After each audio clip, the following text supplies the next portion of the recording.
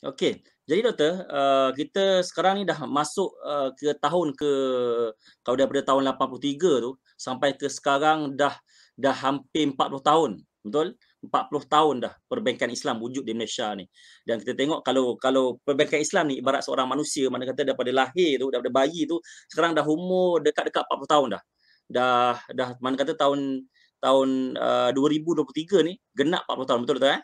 Genap 40 tahun. Mhm. Jadi kalau kita ikutkan umur 40 tahun ni satu umur yang matured lah, satu umur yang matang.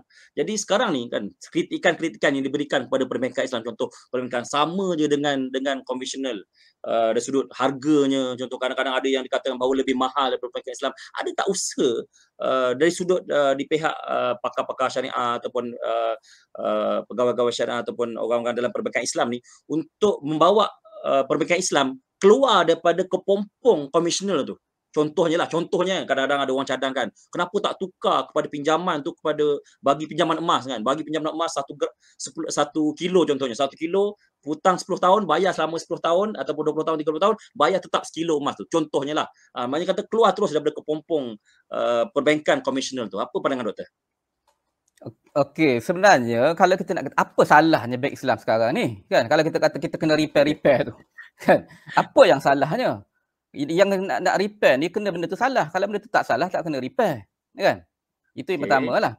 Dan yang kedua, sebab kita dah perbetulkan akad. Sebila akadnya dah betul, kan? Bila akadnya dah betul, apa masalahnya lagi? Itu yang pertamalah, kan? Katalah orang kata bank Islam ni mahal, tak mahal juga. Siapa yang kata mahal? Mahal ni sebab kita yang kita punya Sebab kita tak kredit mampu. tak mampu. Satu, kita punya kredit kan. Kredit tahap kredit kita pun tak bagus, bank bagi mahal lah. Sebenarnya ialah mungkin permulaan itu mahal lah sikit sebab kena dokumentasi lebih sikit. Kan, kena melibatkan dokumentasi yang lebih, kan. Macam kalau kita tengok produk-produk yang kat luar pun, kalau yang halal itu mungkin lebih mahal, kan. So tak apa masalahnya.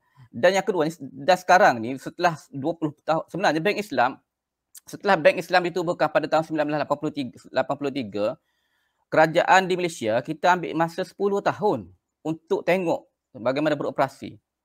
Sebab setelah tahun 1993 barulah ada bank muamalat dan ada skim window, Islamic window. 10 tahun Hmm. kerajaan mencuba test tengok bagaimana bank Islam boleh beroperasi, kan. Jadi okeylah kalau kita nak kata ada kelemahan, betul. Daripada 40 tahun itu memang setiap tahun kita diadakan seminar, ada perbincangan, kan. Di peringkat bank negara sendiri pelbagai perbincangan dibincangkan, kan.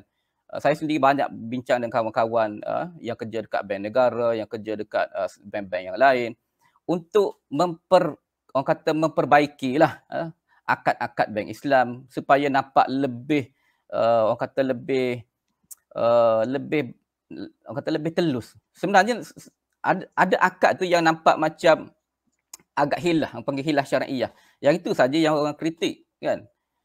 Hilah syar'iyah maksudnya orang kritik, orang kata ni nampak macam riba lah sebab macam hilah, kan. Akad-akad yang bersifat hilah contohnya Bai' Al-Inah. Bank negara sendiri Hmm. dah banyak mengurangkan akad-akad yang menggunakan Bai' Al-Inah di dalam perbankan. Itu membuktikan bahawa ada usahalah, kan. Dulu banyak Bai' Al-Inah, bank guna kad kredit Bai' Inah, personal loan Bai' Inah, kan. So sekarang ni kita tak pakai dah Bai' Inah, kita pakai tawarruk, kan. Tawarruk itu ada nilai ekonominya, yang mana produk itu dijual beli dan produk itu akan pergi ke pihak yang ketiga, kan. So ada economic value dia lah. So di sini dan setiap bank pula, walaupun bank-bank pula taklah offer semua tawarruk, kan. Dia menggunakan banyak kaedah lain, murabah lil amir bisyira' contohnya. Yang orang kritik contohnya bank beli kereta mahal, bank beli kereta jual dengan harga berkali ganda. Memang berkali ganda kalau nak kira kita bayar tu dalam tempoh 9 tahun, kan. Kalau bayar tu dalam tempoh 5 tahun tak adalah nampak sekali ganda.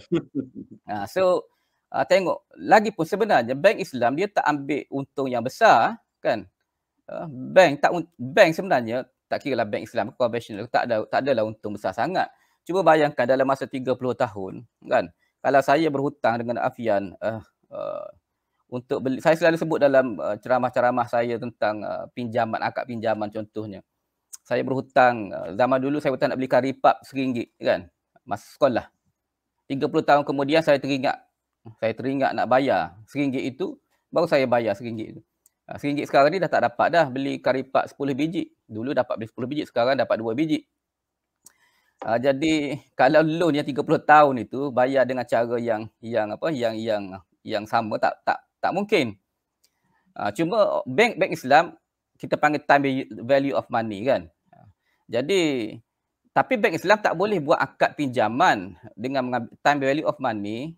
Perbincangannya panjang secara akademiknya, tetapi syariah tidak membenarkan, walaupun kita tahu duit selama 30 tahun itu duit yang duit semakin berkurangan nilai dia, tapi kita tak boleh buat akad pinjaman kan, kita tak boleh akad qard.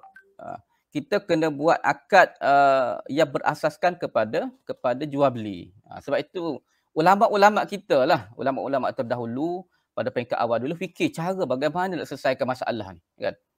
Jadi kalau ulama dulu fikir bagaimana cara nak selesaikan masalah, itulah mereka bagi solution kan. Mereka bukan sekadar nak kritik, tapi dia fikir dan cari solution untuk masyarakat boleh buat akad tersebut. Sedangkan akad jual beli memang diiktiraf sah dan dibenarkan oleh syarak, so kita gunalah akad jual beli. Sebab itu kalau kita tengok tempoh panjang kan, memanglah dia akan nampak besar lah sebab profit itu tinggi. Sebenarnya dia tak adalah profit yang tinggi sangat. Lagipun sebenarnya kalau banyak juga orang kritik bank Islam, orang kata bank Islam ni jual harga yang mahal disebabkan pertambahan masa. Sebenarnya 4 mazhab, saya kena sebut 4 mazhab, Syafi'i, Maliki, Hambali, mengatakan tidak ada masalah menjual menjual barangan dengan harga yang lebih tinggi disebabkan bayaran yang lebih, disebabkan tempoh yang lebih kan, dengan harga yang lebih tinggi dengan sebab tempoh. 4 mazhab. Imam Asy-Syaukani tulis satu risalah khusus, cuma risalah tu tak dicetak. Yang kita tahu bahawa Imam Asy-Syaukani sebut, dia telah jelaskan secara panjang lebar, memang tidak ada masalah 4 mazhab. Tak ada masalah kalau kita jual secara ansuran dalam tempoh beberapa tahun, kita nak letak harga yang lebih mahal. Tidak ada masalah. Jadi asalkan dua-dua setuju, dan asalkan dia tidaklah berbeza sangat dengan harga pasaran yang lain lah. Takkanlah orang kata nak beli cash sama harga dengan ansuran kan. Cash lain, harga ansuran lain, 4 mazhab terima, tidak ada masalah. Asalkan akadnya adalah jual beli. Kita kena faham konsep lah dulu. Konsep riba itu apa kan. Kadang-kadang banyak orang kritik, tetapi definisi riba itu pun dia tak jelas. Jadi kita kena ingat riba adalah kontrak. Bukannya bukannya orang kata konsep. Betul lah dia satu konsep, tetapi dia kontrak. Dia lahir daripada kontrak. Riba bukanlah menzalimi, kan? Riba bukan menzalimi. Riba yang orang kata jual beli yang zalim, bukan riba pun jual beli yang zalim, kan? Banyak orang terkena dengan jual beli MLM yang zalim pun ada. Tapi dia bukan riba, kan? Adalah pendapat mazhab Hambali, contohnya Ibn Rajab Al-Hambali kata semua jual beli yang haram itu riba, kan? Jual beli yang gharar pun riba. Itu jual beli dengan harga markup, bukan harga markup, kita panggil apa? Harga yang melebihi harga pasaran. Pencatutan orang panggil. Pencatutan. Mengambil untung lebih berbanding harga pasaran. Ibn Rajab Hambali kata riba juga, sebenarnya bukan riba, itu al-ghabnu kan. Jadi itu pendapat dia lah. Tapi majoriti ulama yang lain kata riba adalah 2 saja. Yang pertamanya, sebarang lebihan yang terhasil daripada kontrak pinjam, bukan hutang lain, pinjam lain. Sebarang lebihan yang terhasil daripada kontrak pinjaman, yang mana lebihan itu telah disyaratkan. Dan yang keduanya, yang keduanya adalah pertukaran barang ribawi dengan cara yang sama ada melebihkan satu sama lain atau lambat satu sama lain. So itu definisi riba, kan? Jadi kalau kita kata jual beli itu riba, salah. Quran kata wa halallahu al-bai' wa harrama riba, kan? Jadi Allah telah menghalalkan jual beli dan mengharamkan riba. Jual beli adalah kontrak dan riba adalah kontrak. So dia bukannya menindas, dia bukannya apa. Menindas itu dia subjektif, ya. Kadang-kadang bukan kontrak pinjaman saja yang menindas, banyak lagi kontrak-kontrak lain yang menindas. Tapi dari sudut usahanya tak pernah putus lah. Tak pernah putus. okeylah kalau kita tak puas hati lagi dengan bank Islam lah, kan? Contohnya kita kata bank Islam perlu ada kadar yang tersendiri, profit rate yang tersendiri. Tak perlu follow lah OPR, tak perlu follow lah kadar-kadar bank yang lain, kan, konvensional yang lain. Boleh nak buat macam tu dengan syarat umat Islam semua sokong bank Islam, yang mana bank Islam Islamic Bank akan jadi leading di dalam satu negara, kan? Dia leading market. Bila jadi market leader, kat situ dia boleh provide dia punya own rate, kan, kadar keuntungan dia yang khusus. Ada possibility buat macam tu, Doktor? Kalau semua orang sokong Islamic Bank di Malaysia, insya-Allah boleh, kan? Boleh. Betul ke? Saya ada dengar ni macam rumours lah kan, tapi saya dah dengar daripada 2-3 sumber lah. Dia bagi tahu pengguna perbankan Islam,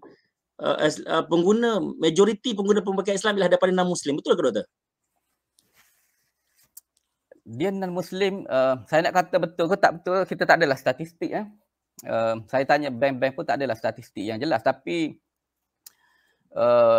berbanding dengan dia orang punya capacity, dia orang punya percentage masyarakat, ramailah percentage dia orang tu, kan, berbanding dengan dia punya percentage, katalah berkait Islam kat Malaysia kurang separuh lah, kan, agak separuh, tapi dia punya percentage walaupun separuh, tapi dia pun banyak di dalam Islamic Bank.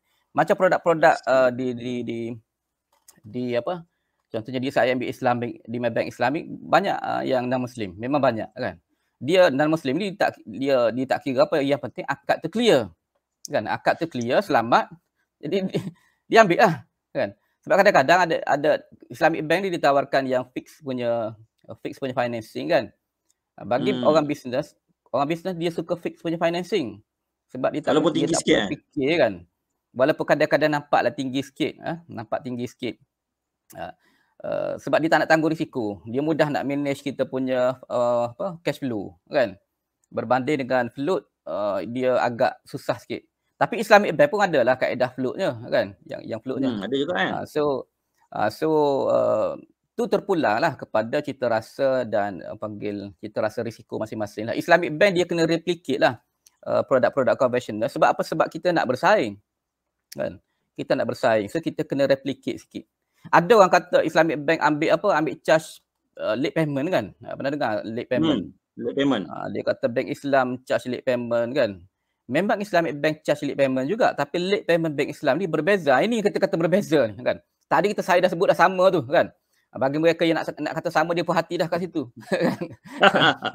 Jadi kita nak tengok beza pula. Memang beza, kan. Memang beza banyak. Late payment bank Islam, pertamanya dia tak boleh ambil lebih daripada kos, kan. Katalah kita lambat, dia SMS kita kos, dia hantar surat notis kos, terpaksa bayar staff kena call, cik dah terlewat, cik terlupa ke cik, kos, kan. So kos ni siapa nak tanggung, kan. Pusat zakat ke nak tanggung? Takkan kita nak bagi pembayar cukai tanggung, sebab kita yang lewat. Kalau kita tak lewat pun orang lain yang lewat, duit negara nak tanggung, tak mustahil lah, kan. So dia yang tanggung, kan. So apabila dia yang tanggung, dia kena bayarlah kos-kos tu, kos orang reminder tu, kan. Pandai pinjam, pandailah urus bayar tu, kan, supaya tak kena kos. Islamic Bank tak dibenarkan ambil. Dia kena boleh ambil sekadar 1% maksimum ataupun kos. Kalau bawah daripada kos, tak boleh ambil lebih daripada 1%, kan. Maksimum 1% sahaja. Itu untuk kos, kita panggil ta'wid, pampasan kepada bank. Maknanya kalau kos itu lebih daripada 1%, bank kena ambil 1% juga, kan. Zalim tak kepada bank, zalim juga kepada bank, kan. Orang hutang dengan kita terpaksa tanggung kos tinggi sebab orang terbayar lewat, kan. Tiba-tiba bank negara bagi 1% saja, ambil tak balik modal kos, kan. Ada setengah-setengah bank dia punya kos dia tinggi sebab orang terbayar lewat, kos dia lebih. Bank negara tak benar, kan, setakat 1% je dia kata, kan. 1% je. Profit boleh ambil ganti rugi, kita panggil ta'wid. Okey, katalah kadang-kadang bank tu dia tak nak ambil ta'wid, dia ambil gharamah pun ada, kan. Katalah tak ada kos, bank boleh kenakan gharamah, yang mana gharamah ini bentuk ta'zir lah yang dibenarkan oleh bank negara untuk dikenakan kepada mereka-mereka yang culas membayar pinjaman. Kan? Bukan pinjaman, hutang. Gharamah ini Islamic Bank tak boleh ambil. Dia katalah customer bayar kat dia. Contoh katalah dia lewat bayar, kan? Dia lewat bayar, kemudian bank charge penalty. So katalah penalty itu melebihi daripada harga kos, lebihan itu bank tak boleh ambil juga, dia akan salurkan kepada charity. Ini beza, kan? Ini beza. So siapa kata sama? Tak sama. Bank Islam tak boleh ambil langsung charge tersebut. Bank Islam tak boleh ambil langsung. Bank Islam boleh ambil sekadar dia punya kos dan lebihan itu kena salurkan kepada charity. Sangat jauh berbeza dengan konvensional.